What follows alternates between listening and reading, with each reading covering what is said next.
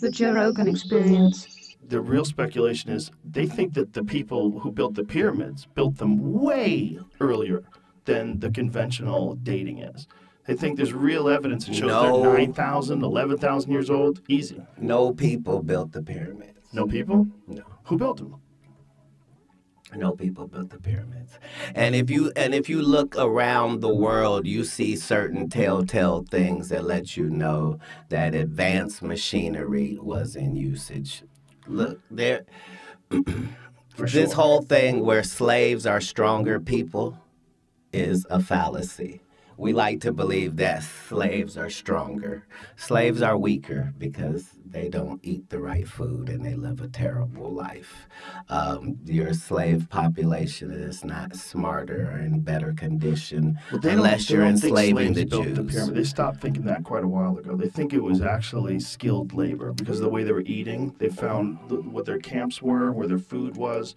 They ate like very good food. So they think they were actually skilled labor, but also probably forced skilled labor.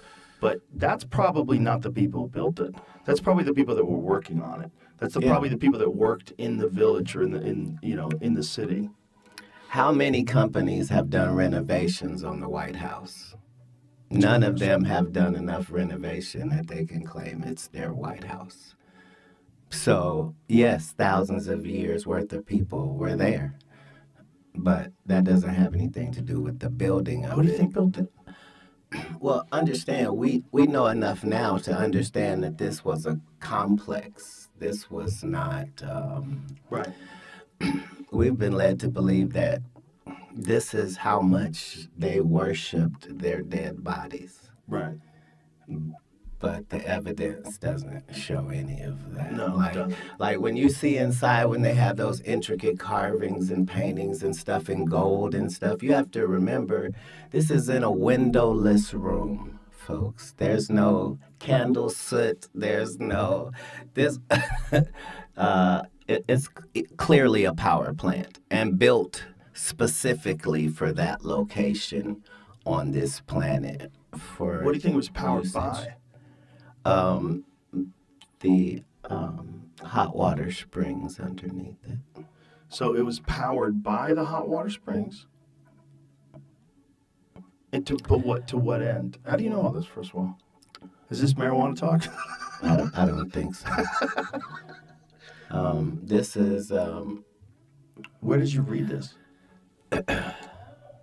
If you follow information about humankind, you find out that in all parts of history, people were coming to this region for their information and their knowledge and their things that were forbidden, and these were not these were the highest of human civilization. Here. Not even comparable to anyone else. No. Nor since. Nor since. Right. The Great Pyramid of Giza is insane. Right. It's insane. Like even Tesla says that this is where he came to get the information. But if you follow that information pathway, it leads you to this character called Thoth, right? And the emerald tablets of Thoth are literally mind-changing and mind-blowing, just because you understand when this was written and the terminology being used is when was it written? Far too accurate for now. So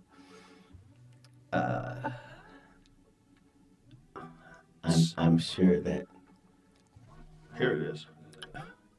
Emerald tablet, also known as the Smaragdine tablet, or the Tabula Smaragdina. Boy, I fucked that up. It's a compact and Trismegistus. A cryptic hermetic text. It was highly regarded by Islamic and European alchemists as the foundation of their art. Though attributed to the legendary Hellenistic figure Hermes Trismegistus. How do you say it, bro? Trismegistus. Trismegistus. The text of the Emerald Tablet first appears in a number of early medieval Arabic sources the oldest of which dates to the late 8th or early 9th century. It was translated into Latin several times in the 12th and 13th centuries. Numerous interpretations and commentaries followed. So what does it say, though? The Egyptian god Thoth. Okay, it says beginning in the 2nd century BC onwards, Greek texts attributed to Hermes, a syncretic combination of Greek god Hermes and the Egyptian god Thoth, appeared in Greco-Roman Egypt. Those texts known as the Hermetica are heterogeneous collection of works that in the modern day era are commonly subdivided into two groups: the technical Hermetica, comprising of astrological, medical, botanical, alchemical, and magical writings, and the religio-philosophical Hermetica, comprising of mystical, philosophical writings. Holy shit. Is this weed talk, Joseph? No, this is so legit. So legit, my man. So this dude was probably an alien. Dude, first of all, there are no probablys. Yeah. That's the benefit once you hear it or read it, is the fact that it's given in first person, and that's not possible. The things that are being said are impossible. Enough time has passed, though, that it's not like that. But I'm going to read that. He literally says, hey, there's a spaceship on Earth, and this is where it is. Because if all you care about is information, right? Like, that's what you start to see is when you get to everybody's civilization, Asian, Indian, African, when you get to the crux of their information, nobody's disagreeing with anybody. Right. If you figured out how the fuck they did it, if there was any logical explanation that people could have done it, I would be on board. I'd be like, no, okay. But there aren't any people saying that. Human beings it's possible if you had enough power and you had enough engineering and mathematics that you could figure out how to design and construct the pyramid. Yes. But then the logistical problem of getting the stones from hundreds of miles away, massive, several ton, up to 80-ton stones. Joe. That's crazy. If you 500 miles away, some of them. Even if you could do it, let me ask you this. Would you build it on sand? I don't think it was originally sand. See, that's the thing. Right. This was a fertile valley. Yeah, it was. Yeah. Right. The Nile Valley. That was the reason they had why electric and Wi-Fi, and they had all of that. They probably did. And that's probably where the Younger Dryas impact theory comes in. The greatest trick is to make us believe that people back then were dumber and we're smarter. Right. And that whole thing is a fallacy. Yeah, that's definitely not real. But it's worth it for us to believe that. I think we are the children of the survivors of some great catastrophe.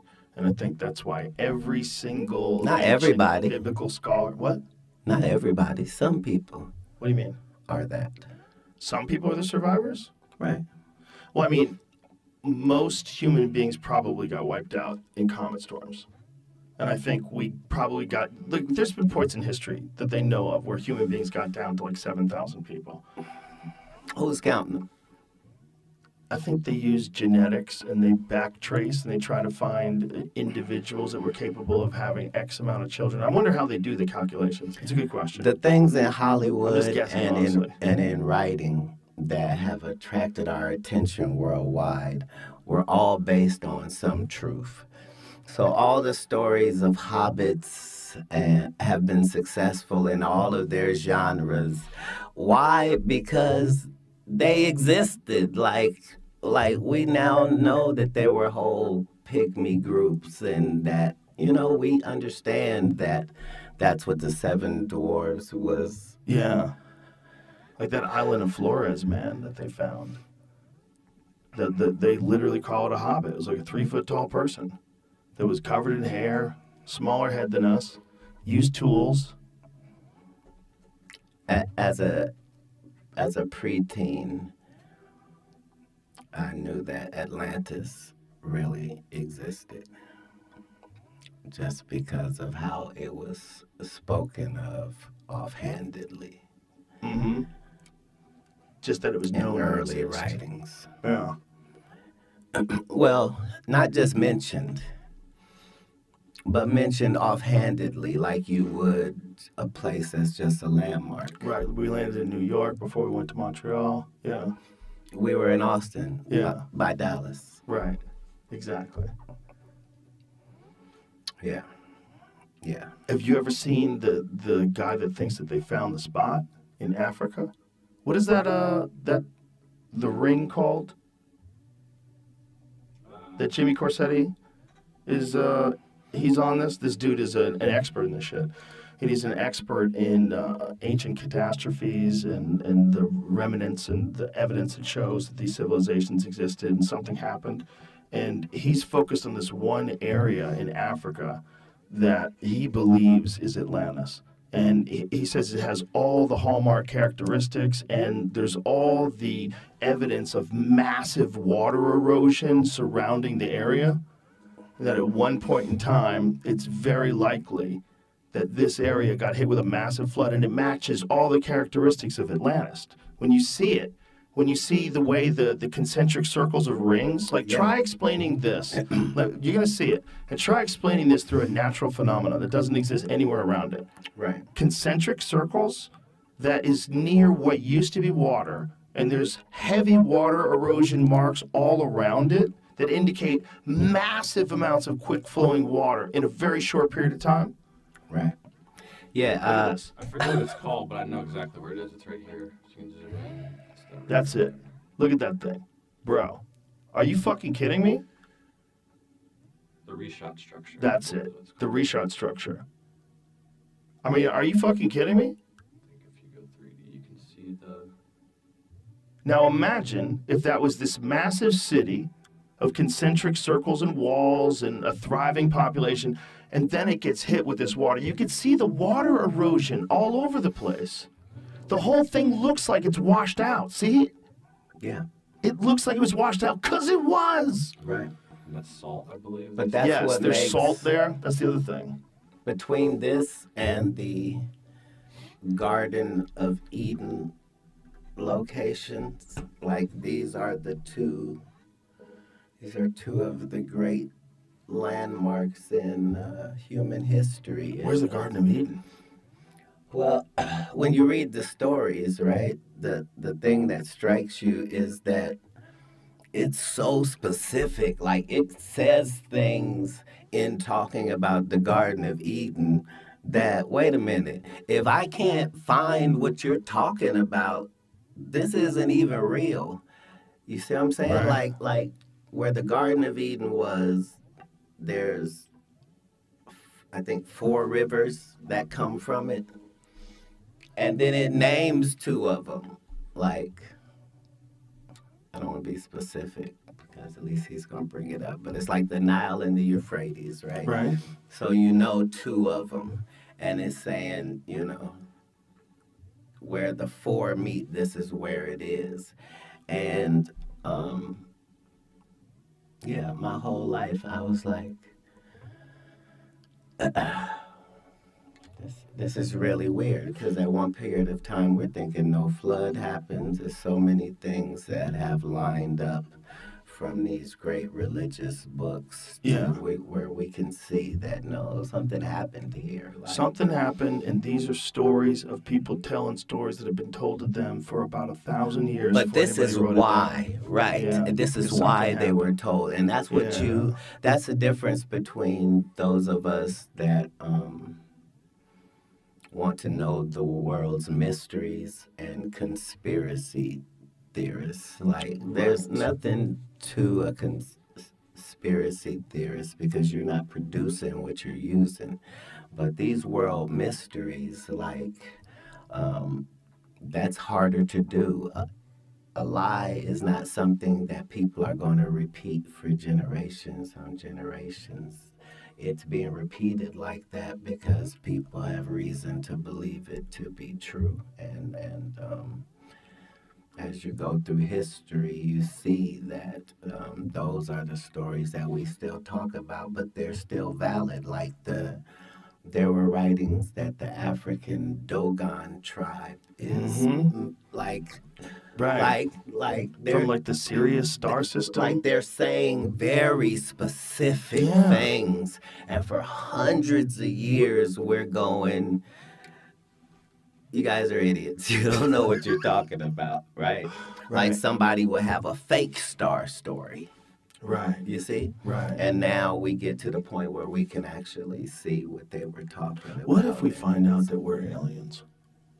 That we were just dropped off here a long ass time. The Adam and Eve story is the story of the place where they created us. I'm sure we're the only people in the universe that think like that. You think so? Why do you think that? No portion of humankind's story differs from that. It's all creation story.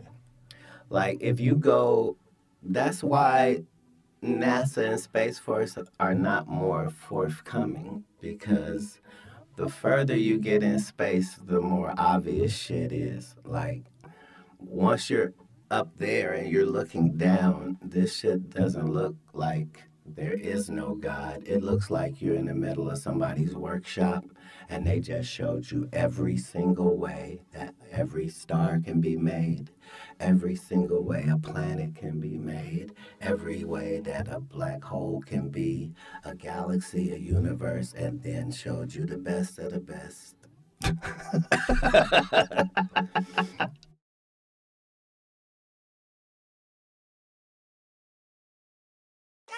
So special.